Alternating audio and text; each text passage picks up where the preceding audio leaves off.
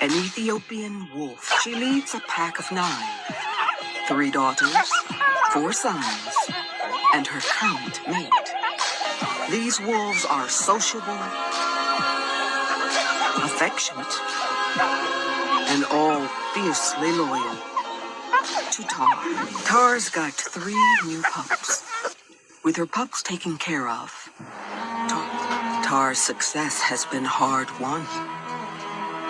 The wolves share their territory with humans, and the invisible threat they bring. Their dogs can carry fatal diseases. When Tar was just a year old, her family was almost decimated by rabies.